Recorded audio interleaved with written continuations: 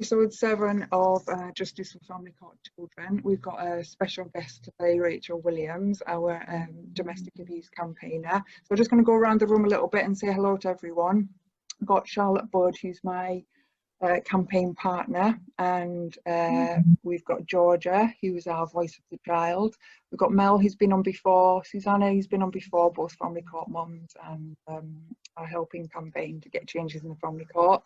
Claire Walker, who we had on last week, another domestic abuse campaigner and helping out with family court campaigning and getting changes. And then Rachel Williams, who has been a huge domestic abuse campaigner for the last few years and helping out with campaigning for getting changes in the family court system as well. Rachel, do you want to give a little bit of, well, I'll give you a little bit of a background how I met Rachel first, and then we'll bring Rachel in. So I met Rachel, I started going through family court in 2017, and I couldn't believe what was happening to me in family court, and the fact that, you know, what happened to me in the relationship wasn't being recognised as what it was. And so I started looking on the internet because I thought it can't only be me that's going through this, it can't. So I found Zoe Dronfield's petition and started following her on social media, and then found Rachel, and I was really impressed with Rachel at the time. She was helping out a woman who was in an abusive situation. I remember you putting tweets out of how you were texting her and helping her and stuff like that. And slowly I started talking to Rachel, and then Rachel started campaigning for family court through hearing a lot of other mums' experiences and how we were all basically saying the same of what a horrendous situation we've been in. Do you want to give a bit of a background about what you do and how you've come into campaigning, Rachel? Yeah, so after having 18 years of domestic abuse and violence, which in 2011 I left my perpetrator, and he came to my place of work armed with a sawn-off shotgun and ended up shooting me. Luckily enough for me, he went off and hung himself. But then sadly, 6 weeks later, my 16-year-old son followed suit and he committed suicide as well. So since sort of probably 2012, I can remember sitting and reading my IPCC report, as it was known then, and my serious case review, and could see like all the errors, you know, and things that have been missed, dropped. You know, for instance, I had 36 police officers deal with my case in 6 weeks. So you can imagine what got missed, dropped, lost, never got handed over. And I just thought to myself, there is absolutely no way that I can sit back and let another family go through what I've been through. And I've always been one where I hate an injustice anyway. You know, even back as far as I can remember when I was probably about 7 or 8, and I share this in my book about, you know, sticking up for the kids at lunchtime because we were all moaning that the portion sizes were so small, you know, and I ended up taking it to the headmaster at the time, you know, scared, you know, with you could see a row of canes in his office because they gave out the cane quite frequently then when I was that sort of age, 8, 9, something like that. So I've always had a thing about an injustice, and so I started reaching out to services saying, you know, I'm a survivor of domestic abuse and violence, attempted murder, I want to help, what can I do? I didn't even know at the time what Women's Aid was, didn't know what services were out there to help women like myself. Didn't even recognise as well that I'd been in really a toxic relationship. So the awareness wasn't out there for me. And I thought, well, if it wasn't there for me, you know, it's not going to be there for anybody else. So then I started my Facebook page, Don't Look Back, and that steadily have grown. And then I had these women messaging me about family courts. I never went through family court, thankfully. And upon listening to the stories about family court and what was going on, I could see it's a huge injustice in thousands of cases. So I married up then with Teresa Whitaker. She contacted me and told me that she'd had somebody quite dear to her whose children were removed in the middle of the night by police officers, dragged out of bed. And the father of those children was a perpetrator of abuse.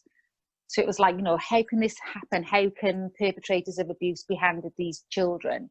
It just doesn't make sense. And then the more I was contacted, the more I could see there was a huge, massive, great big flaw right the way through this system. Then I started the petition, and it was gaining traction very, very quickly. And not only were people signing it, you know, because it was a good petition to sign, they were absolutely bearing their souls on this petition with the reason why they'd signed it. And, you know, when you read something, you just think, I can't believe that, that can't be right, that can't be right. And the more I was reading these comments and these stories, they were quickly turning into horror stories. And I brought it up with Safe Lives as well. I'd gone around the country with them because I'm a pioneer for them, speaking to women on the ground, you know, what was going on with services and everything else. And we were working together to co-create a service that suited and fitted and was tailored around the victim and survivor's needs and wants, that is a service assuming they know what they want. And I can remember one particular time I'd gone to London, and I went up in a room and there was 8, 9 survivors in there. And 7 of those survivors told me that their children had been taken off and either put into care or adopted out. And it was absolutely heartbreaking. I mean, I've lost a son to domestic abuse and violence, you know, he's dead. But for women who have had children removed and put into care, this is like a living grief. And I can't even, you know, comprehend that in my head. My head can't compute that there's so many women out there with children almost being snatched from them, like the film Chitty Chitty Bang Bang with the children snatchers, and given to a perpetrator of abuse. I've had messages where women have said, you know, that the one particular one that sticks in my head, her son was 15, and she said he took a knife to himself and tried to cut his DNA out of him. And he said, if I cut my DNA out, then I haven't got a connection with my father. I don't want to see him. There was an 8-year-old girl trying to throw herself out of a taxi en route to see her father. You know, and the courts say that, you know, they say all about the children's needs, and they put the children first. They do not put the children first, because they do not even listen to the child's voice, and that is evident. I managed to take, because I've got a few petitions running, my combined petitions, I think there's 5 with 900,000 signatures on them. I did take the opportunity to, just before Theresa May left office, it was in the same week, actually, on the Tuesday, I think it was, I was in London speaking at an EDI event, and Edward Aga, the MP, was there. He's the junior minister. He was junior minister at the time for the Ministry of Justice. So I took this great big petition. I'd gone into the printers. I had it printed off.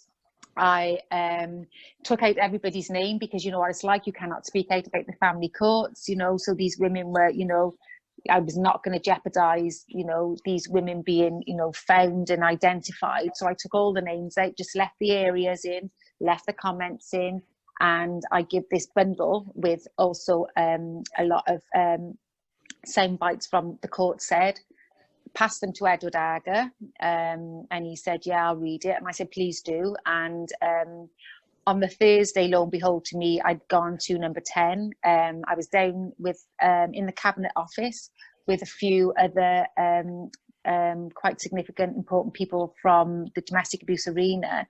And I took the opportunity there and then to hand Theresa May my petition. And Edward Aga was sat on my right, to Theresa May's left. And he said, oh, yes, Prime Minister, I had this. And he said, I've read these stories, and they are quite, and I said, is harrowing, is that the word you're looking for, Edward? And he said, yes, they are. And I know then that was couriered straight down to the academics who were looking at the inquiry, which sadly wasn't an independent inquiry, which it should have been, into the family court system. And that was couriered straight down to the academics to look at, which I've told that they, you know, they've looked at, and, you know, they can see the common threads through it. But yet we're still at a place now, no further on, even though this has gone into the inquiry with all these people's voices on there. Still, I'm hearing from women daily about family courts and Kafkas. And I've even, in the last 2 weeks, I've had 4 social workers come to me. One of them is a social worker for Kafkas, who is now on the other side of the fence and is being taken through the courts by her perpetrator. And she said she cannot believe how rotten and broken the system is. And that's coming from one of their own.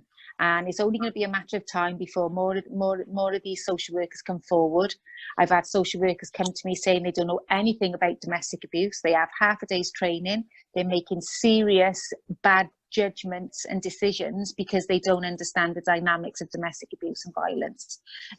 So it's just a matter of time. But at the end of the day, we haven't got time because these children are being forced to live somewhere where they shouldn't be and put in dangerous situations.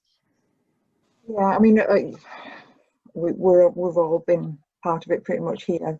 Because I was talking to you even back in 2018, and then going into 2000, and I think it was when did we the bill into Parliament was 2019, wasn't it? We went into, I think it was January, and even you and Zoe and Sammy, when you were going down to Parliament, you invited me down, I remember, and then last minute I think they were kind of made it a smaller, more closed meeting. But I was, I have been able to give my evidence forward to the Ministry of Justice, and I was invited, and I met Jan down at the Women's Aid focus group in London for to be part of the review, which was great. To be honest, I wasn't so impressed by the meeting. They didn't really ask us at all. They kind of asked our experiences, but they didn't really ask what we think would be good to, you know what I mean? Lived experience would help kind of shape policies, but I didn't really feel like they asked any questions of how they thought family court should be changed. But to be honest, I was quite impressed by the review anyway. I found that, Victoria, I found that they had a list of questions and they weren't prepared to come off the list. That's how I found it. And even though some of the questions were valid, some were good, that's fine. But us trying to get our points across, and it was a very emotional day. I remember it was so emotional because there's so many women in that room who were trying to explain what they have been through, and we've all had similar experiences of family courts, which are never good. And I just found that they were listening, but they kind of just thought we're ticking boxes again, if you know what I mean. But it was a good thing, as in meeting all the women who. It's empowering meeting people who are similar, isn't it? It's always empowering. But I just found that a bit, I don't know. I think they'd made a list of questions up and they didn't want to come off that list. That was it. I think they kind of knew, but to be honest, I mean, we all know what the problem is. Everyone's saying the same thing, and we all know what. So maybe they already knew. They just needed to, like you say, get the information in. Because if we're all MOJ, the MOJ did actually provide the list of questions, and Women's Aid, because I did one of the groups as well, Women's Aid weren't allowed to feedback any other information other than the questions. That was it. So it wasn't even like a free reign for people to give their own personal experiences. It was just, the questions were delivered and then they were answered. So the information that they got back was only going to be a small piece anyway. I think we did kind of get our way a little bit, didn't we, Victoria? We kind of got our little, they'll ask a question, but then we kind of added. I think we knew, we needed to get as much information in as possible, and we kind of added our little bits as and when we could, which was good because, I mean, to be fair, the people who were, the Ministry of Justice who were there, they were quite understanding, but then again it's back to the same thing, isn't it? They've got no experience of domestic abuse. They're just doing what they're told to do, and I think that I've said this a million times, everybody involved in it should be trained to the highest level, and they're still not doing that. I mean, I think what would happen, sorry, I was just going to say one thing we were speaking about is we were speaking about with Claire last week was I think domestic abuse trained people should be coming in rather than training the Kafka officers and the social workers that are already there. My views are that their views are so entrenched now that they can't change. But I'm just going to bring it back. So we had the bill into Parliament with Louise Haigh and Sammy Woodhouse, which obviously Rachel really campaigned hard with Teresa Whittaker, with Zoe Donfield, with all the girls and all of us mums as well, who pushed absolutely everything. And then we did get the review, but not until 13 months later, which meant another 13 months of absolute pure hell for all of us and our children. But Rachel, you went out into the Victoria Derbyshire show as well. I know that a lot of the mums had a lot of input in the show, and she's done a couple of programme since. How do you think that went over? I rewatched one of the Sarah Parsons Kafkas interview on there, which was absolutely horrendous. And I can see everybody shaking their head at the time. Yeah, it was great that we, you know, I mean, Victoria Derbyshire is amazing because she fully understands and she's trying to get it out in the media as much as she can. And obviously we had like Dr. Charlotte Friedman on there as well, who's a barrister. I think her eyes have been further opened over the last X amount of months since we've done that programme. And Louise Hay, Jess Phillips is another one, totally understands it. Jess worked in a refuge, you know, so she's going to get it more than any of the other MPs. I think it went well, and you know, and we sort of got the message out as well, how bad the system is. But it's just going over the same old, isn't it, all the time, you know? You just seem to be in, like, I feel like a hamster in a wheel, just going round and round and round. And it's like, you know, when are they going to wake up and smell the coffee? And it's quite sad because it's like with anything, nobody really gets involved and stuck into something, a cause, whatever, until it affects them directly or indirectly. Yeah. You know, these last X amount of weeks, I've had, so like I said, social workers contacting me. They're actually now going through the system themselves as a service user, and they cannot believe how horrendous they've been treated, and their children are not being listened to. You know, so it just says it all to me. And you've got judges that, and I'll say it, don't know their arse from their elbows. Mm. You know, and it's no good trying to put a judge in charge of a case when, one, they don't know about any of the dynamics about domestic abuse. Sometimes they're picking up that bundle 10 minutes before they're going into court. It's just another case to them. It's just another case number. They don't realise it's people's lives, children's lives. And, you know, and we predicted, you know, all these kids now are in the care system or given to perpetrators or whatever. Their mental health, the fallout from the mental health in the next 5-10 years is going to be massive. And all because society and the government didn't give a crap. Yeah, well, I mean, we as you know, we've got a couple of things going on at the minute. We've got our Justice for Family Court Children, which has been great because also we've, you know, having this little chat show has brought in a whole load of mums that have supported as well. And then I've got the walk up Ben Nevis, which we'll talk about in a little while. But also I've been working with the court said as well to try and get to Robert Buckland. So we put the letter together, me and Natalie, and we got everyone to sign it, which was amazing. So most people who have got organisations here and are campaigners have signed, and we got Safe Lives, which was amazing. Claire Waxman, Rachel Harman, Rachel Riley, Pasha. Oh, there's too many people. Welsh Women's Aid. Great names of people who are passionate for change. And so far, the letter's been ignored, even it being an open letter. We could do with some more national media on that, to be honest. But I'm just going to put a little bit forward. I spoke to Natalie over the last couple of days, and we're going to be putting something out. I'm going to put a link underneath. And what we're going to do is we're going to try and encourage everyone to write to their MP and try and get them to lobby the Justice Ministers. Alex Chalk does seem to want to make change. He does seem to, you know, he has, I'm going to put another link below of what he said about the review. So I'm not quite sure whether it's worth linking him in with our emails, but I think we need to start lobbying our own MPs to get something to change, because there's no good, like we've said, to say yes, there's a problem, yes, you know we've failed these children, we've got X amount of dead children, we've got abused children, we've got raped children, you know, absolutely horrendous situations. What about Peter Kyle, Victoria, because he was very involved in the DA, wasn't he, in the domestic abuse bill? And yeah, I've messaged him a few times, and he's always responsive. He's always very positive, and I think maybe link him into it as well, because I've always found him very approachable. Yeah, and I think the Children's Minister and Children's Commissioner really need to be doing something about this as well. Yeah.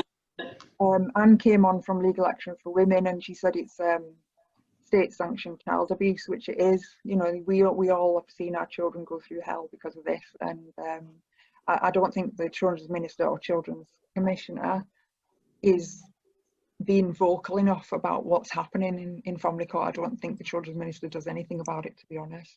But yes, I'm going to put that link. I'm just going to bring in a few people at the minute. I know everyone's knows Rachel really well. I mean, Rachel's supported me for over 2 years now, and it's been absolutely amazing support. I don't know what I would have done without her support, and with and Zoe as well. Zoe Dronfield has been amazing.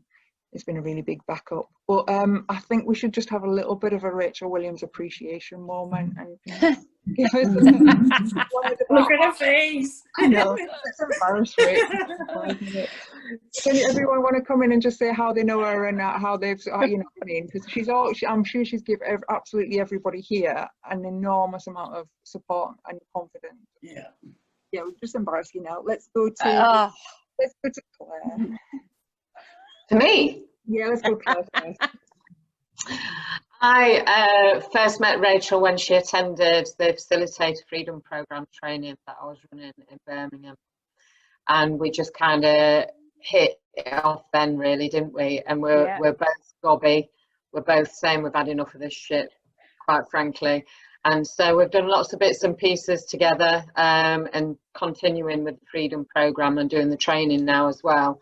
But we went and did, we've shared a few platforms at conferences. Prisons? Prisons, yeah. And we had to take a picture to say they let us out. So that was good. But that was really quite exciting, wasn't it, when we did the women's prisons? And, you know, I was sort of presenting a little bit about explaining what domestic abuse is. And then Rachel giving her story. And, you know, giving stats of, you know, what the 90% plus women in prison are there due to domestic abuse related criminality. And the women were heckling from the back. I remember at Downview, they were like, more than that, more than that. So, you know, they know it, they need it, they understand it, and they've got a lot to deal with in terms of them being in prison and what's been taken from them. And obviously for a lot of the women, their children included. And getting their children back when they are released is going to be an additional uphill struggle because they've now got a prison term behind them. So yeah, we've done lots of that kind of stuff, and it's always great energy with Rachel and wine. Oh, of course. Well, I mean, that's one thing that's like, you know, obviously I've been through horrendous time. Everybody knows my backstory, but whenever I'm feeling particularly crap, I can always have a little message. She always sends me something back, always takes the time, you know, always gets back to me, and it's really appreciated. Georgia, do you want to have a little chat about our lovely Rachel?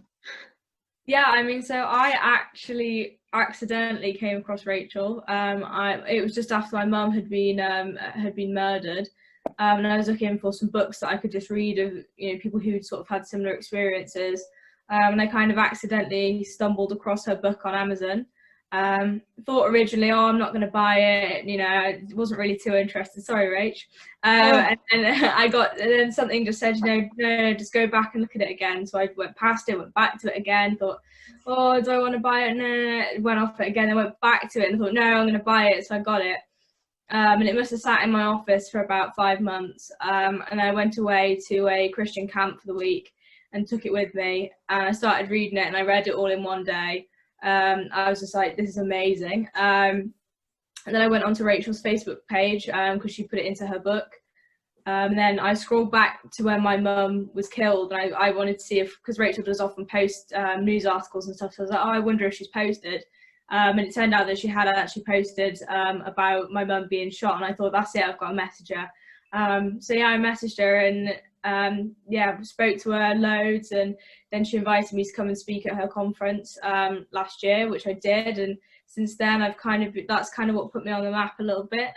Started working for Safe Lives, and I've done so much stuff, and it's all because of Rachel, to be honest. So yeah, I wouldn't be sat in this meeting today if it wasn't for Rachel. So well, yeah, I think we pretty much all met each other because of Rachel, pretty much, you know what I mean? We all come together through social media. And Jan, you've even done a piece with Rachel in the Mirror, didn't you, around the SUTDA? Yeah, it was just after SUTDA, wasn't it? Well, it came out on was SUTDA the Friday and it came out on the Saturday. Yes. It was, wasn't it? Yeah, and then they did a take a break as well, didn't they? They followed through and did a take a break as well, which was really good. I mean, how many women read Take a Break? You know, hopefully we've reached out to a lot of people, and I'm sure you'll have got a lot more messages, Rachel, since that point. Yeah. From that magazine, just from that magazine alone.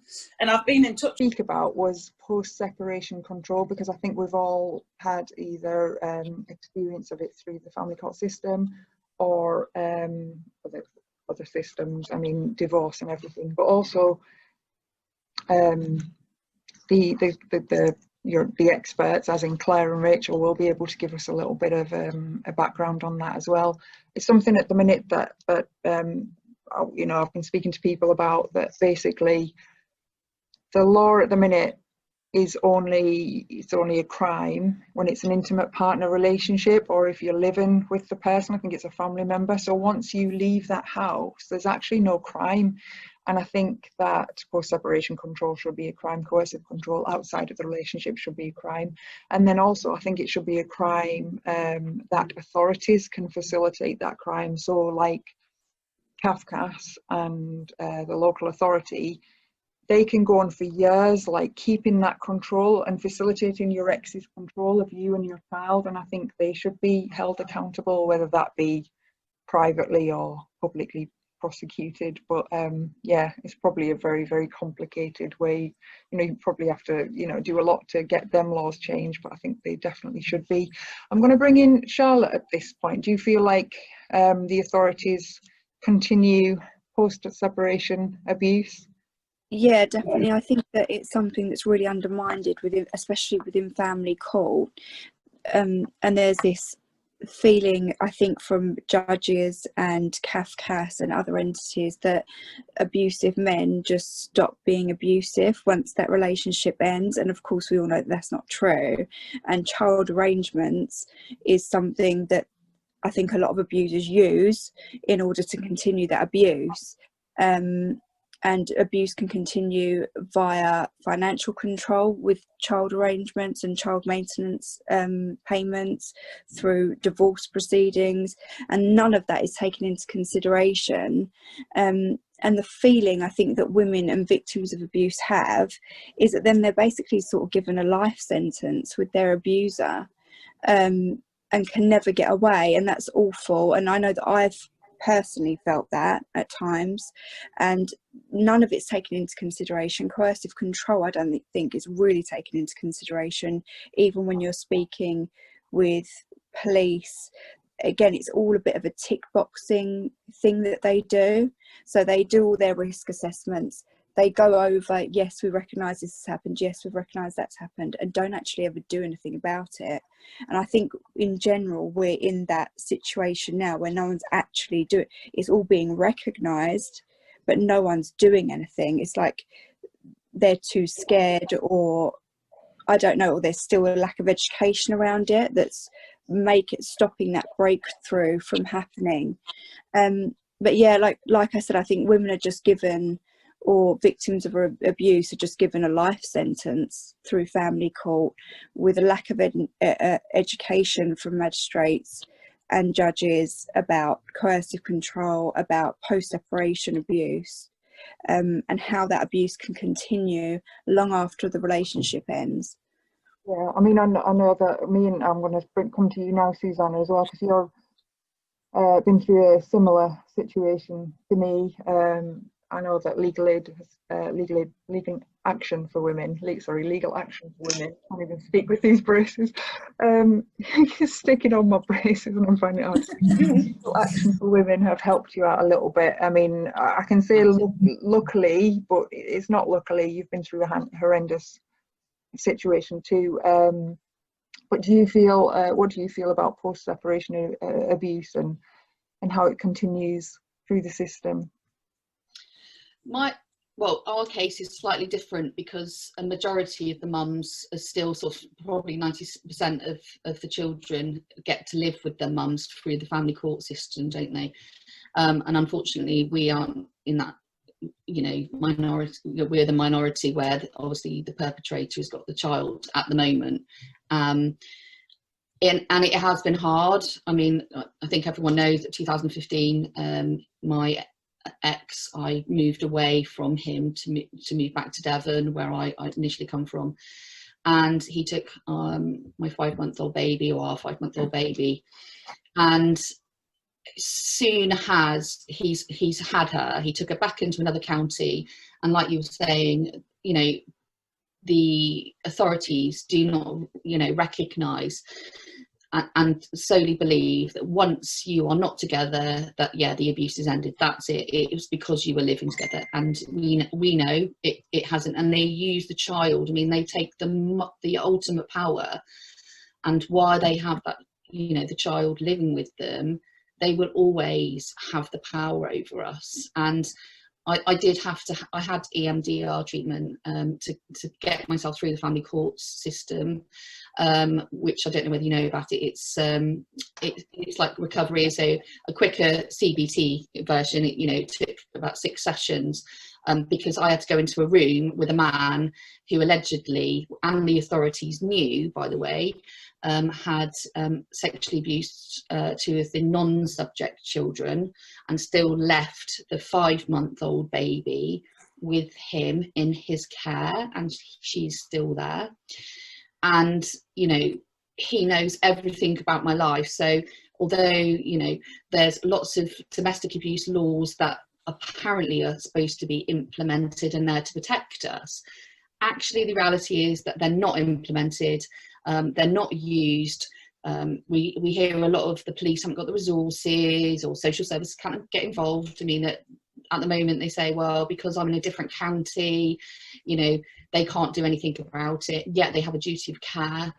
And every time, I mean, luckily enough, like I said, Legal Action for Women have really supported me and my family, and they took it back to court, and they managed to get me a barrister at a really affordable price, because I was not legally represented before. I had to, during the final hearing, had to speak and question the perpetrator about the abuse that he'd done to me, which is absolutely outrageous. We don't hear about that, you know, and it's not, you know, it's normally the perpetrator is actually intimidating and questioning the woman, but it's not like that for me. It's like totally different. People can't believe it. And, you know, asking him about, you know, about him sexually abusing me as well, and abusing me, and the way he controlled me, and the way that our family life, and the damage, the ongoing damage that he's done to my other children. It's just, it wasn't even recognised. It never come into it, because they never consider the non-subject children either. And it has impacted on us for life. I'm lucky enough, because Legal Action for Women have helped. I do get to see my daughter. I have all half holidays, and I have her alternative Christmas. And, you know, there was never a risk that I should never have been able to see her. But unfortunately, that's what happened. He just took her, put an order, and said he didn't know where I was. He said that I had mental health issues without any proof, and he was believed, and that was it. And then I had to prove that he was lying.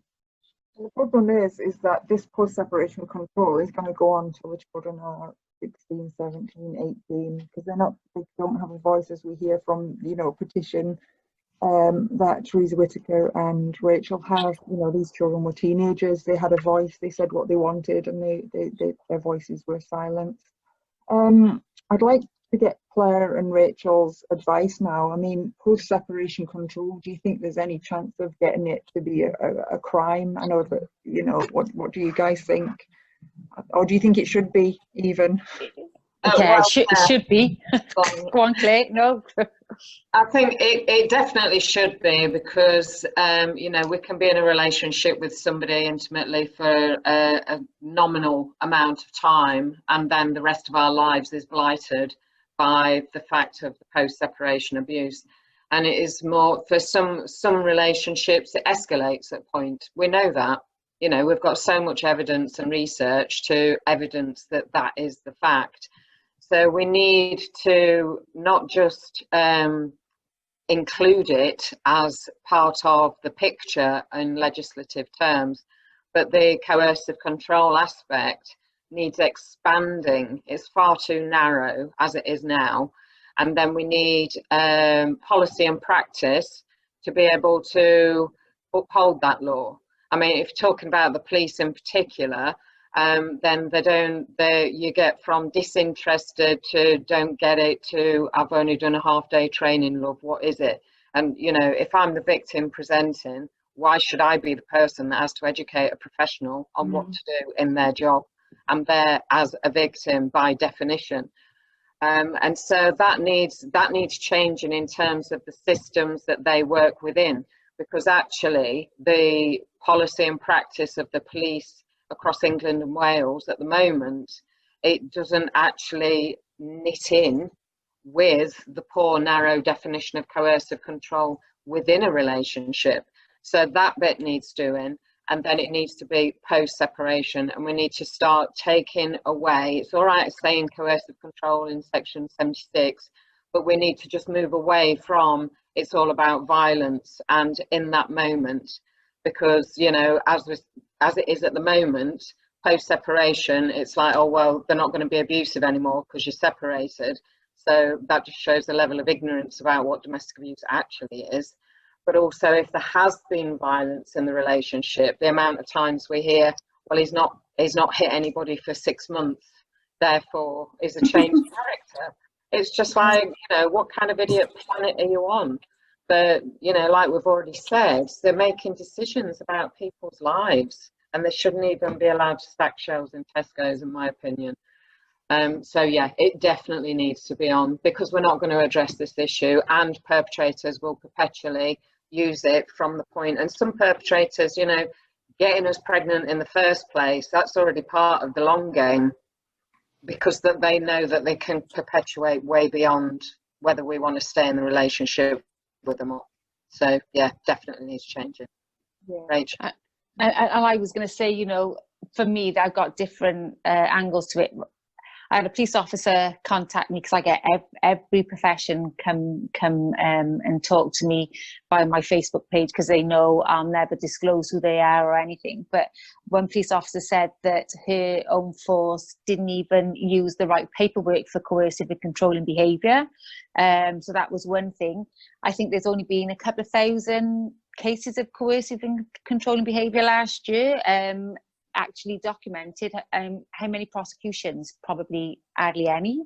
So if they're not going to be dealing with it as when you're in a relationship, what are they going to be like if we had something else? That's the only worry.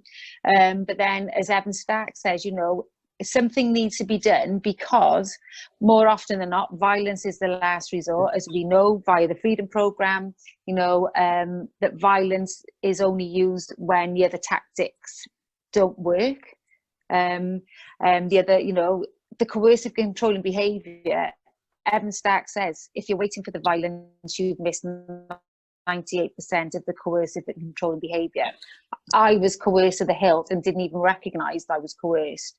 So then you're asking then victims and survivors to recognise that they are being coerced in a normal relationship anyway. So, you know, there's a lot here, but there's something's got to be done, because we are failing those who are being coerced to the hilt, because they don't even recognise they're coerced. And when they do recognise, they say, well, we can't do much with it because there's no evidence. It's you know, it's just like batting that ball back and forth. But something's got to be done, because the government are not doing enough. Yeah, and if they do widen that definition, they'll be able to see. There's a whole raft of evidence there. Yeah, there's no A&E records, but there doesn't need to be. And like you say, the violence might not take place until after separation anyway. Yeah, and bringing in. Can I sorry? I mean, I think the massive problem that police failed to recognise or to investigate is that they are looking at low, you know, they do see domestic abuse as low-level crime. They're not interested. You know, they might come out and, you know, sort the issue out there and then, But as far as it's too much paperwork for them, unfortunately, I think that is still a massive problem. If you haven't got them on board, that definitely goes against you on the family court system, because even though it's different laws, they just think, well, if it really was abuse, and that's why I think they think a lot of women are lying. If it really was abuse, why haven't they been prosecuted? Why have they not been convicted? Why have they not had injunctions on them? With coercive and controlling behaviour, I think the most simple way to see it is that if you look at the behaviours of, say, the children or the mother or the father, if it was that way, but minority, obviously the perpetrator is the man and the victim is the woman. If they looked at the behaviours of the woman initially and the family, and then when they get with the partner, the behaviours might change, and then what happens afterwards, to me, that's evidence itself. You know that when your children are exposed to domestic abuse, it's a very difficult process, and normally the interventions are children's services, and that's why the children end up getting taken away, isn't it? Because the actual abuse, even if the children aren't physically hurt, but mentally, or they've witnessed domestic abuse, it affects them, and we can't change that. You can't wipe it out, and they need counselling and therapy. I mean, one thing I was going to say, I mean, a lot of us have gone into this and we haven't gathered evidence throughout the relationship. We've just been having a relationship. And I think what's happened is when you go into family court, you're thrown in and all of a sudden they want all this evidence, and you don't really have it unless you're black and blue and you've got pictures, blah, blah, blah. Get, evidence in coercive control can be difficult. But I'm just thinking if there is like a post-separation abuse or, a widening of coercive control laws, then possibly we will have learned through family court that we have to gather evidence. And I think you can gather a lot of evidence of how you are controlled through the court system, how you're controlled through the local authority, through CAFCAS, through child arrangement. And then obviously there's other ways, financial, mortgages, all that kind of stuff. But I think that it's just a possibility of, if it was a crime, of finally getting some kind of justice. Obviously, it's potluck whether postcode lottery, if your police will do anything about it. I'm afraid in Cumbria it's absolutely horrendous up here. You can get done for common assault for spitting, but you can't get done for punching holes in walls and other things. It's strange how they can, pick laws for some people and not. Can I just say, Victoria, that going back to that, like the evidence in court, he was violent to me, and obviously coercive controlling as well.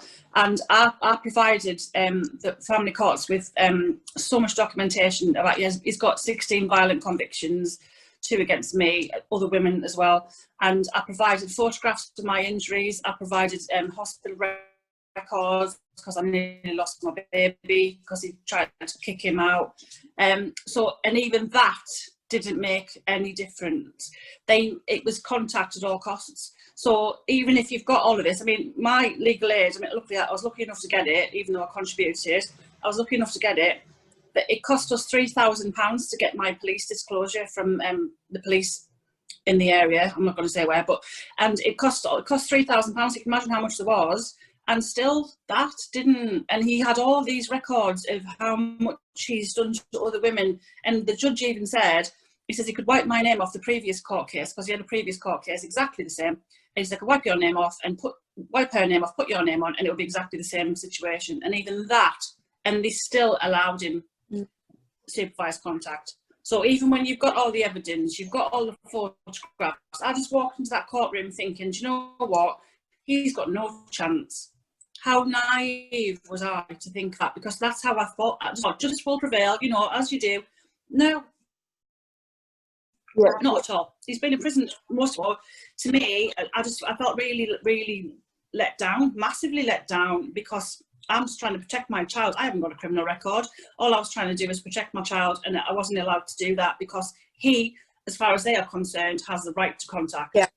Yeah, and I think that's the other thing that is totally wrong with the family courts. I haven't worked in any other arena where evidence will be refused. Whether it's like the evidence that you're saying you were supplying for your case, or whether it's the police supplying the evidence. in a family court, they'll still refuse it, deny it, or just discredit it. And so we're not taking that into consideration. And like Rachel said, you know, they've got 5 minutes to look through the bundle before you're there to them. And they take legal advice. Legal advice says this, and it's not in the context of the whole picture.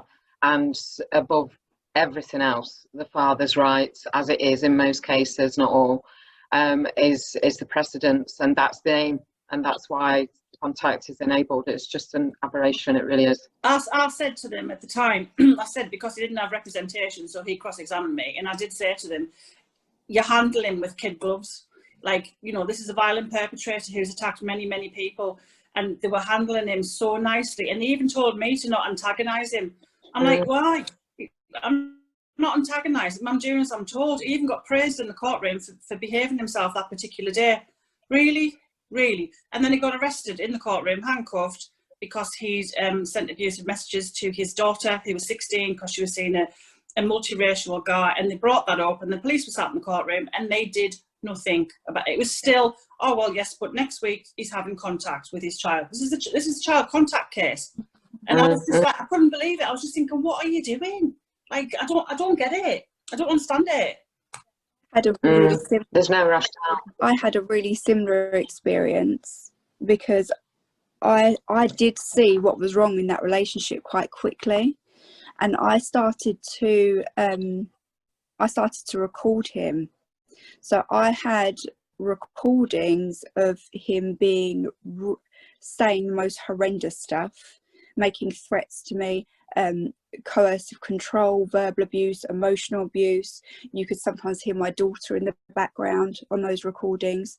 The police have been given these recordings, and they did nothing. When he threatened to stab me and gut me like a fish, again, the police took 3 weeks to go and arrest him, and then it wasn't an actual arrest. They asked me for his phone number so that they could give him a call to come in, because they said they couldn't find him. So again, like Jan, I went into family court believing that I was going to be treated at least fairly, and wasn't. And when that evidence, you present all that evidence, and you think, I did leave really quickly, and then that behaviour continued through child arrangements, and he assaulted me while I was holding my daughter on a child contact, and none of that has been taken into consideration, and the police didn't really do anything. There was a real complacency I felt from them. And although they said the right things when they turned up and they did their risk assessments, and he's also taken heroin and crack cocaine for a long time, and he's been abusive to other people in the past, they consider him what they call high risk, but yet he's not ever, they take 3 weeks to go and arrest him. And I really, it does amaze me that somehow that, you know, 2 women a week on average in this country end up dead. And when you have severe threats being made of violence and threats to stab somebody, and that's being ignored by the police, I'm not sure how they're ever going to take coercive control or post-separation abuse into seriously when they don't even take that seriously. It's really quite worrying, and that they don't have that link that 2 women a week end up dead. So why are you not doing more about this? Yeah, and it's back to the systems again, Charlotte. The systems are all flawed. It's victim blaming, and it's collateral damage, and it's predominantly women and children, so it's no biggie. Yeah, I think, we've got that. It's horrific up here. The misogyny up here is absolutely horrific, and from women as well. We've got a real issue, and children. I think we could speak about post-separation abuse and the abuse that we're still all going through for many more episodes, but I'm going to just bring it to an end for this week, and because I think we've got about an hour, but I think we could speak for probably another hour on this subject, so I think we might come back to 10. Yes. Or 10 years. And until there's change, I think we just need to keep on speaking. But yeah, as we do at the end of every session, we're just going to take the mick out of Charlotte for walking up the mountain for all of us. Well done, Charlotte. Yeah, well done, Charlotte. I mean, it was great. Charlotte got in touch with me, I've said before, on Women's Aid Facebook. We started chatting about family court, started messaging each other, and Charlotte's been consistent in trying to help me fight for family court changes. And even though at times I've been like, no, that's not going to work, that's not going to work, how many times have I said no? And I thought Charlotte will at just some point stop messaging me because I'm so negative, but she's kept on going, and we found a way to kind of push forward our agenda, which is to get the family courts changed and to raise awareness of what's going on.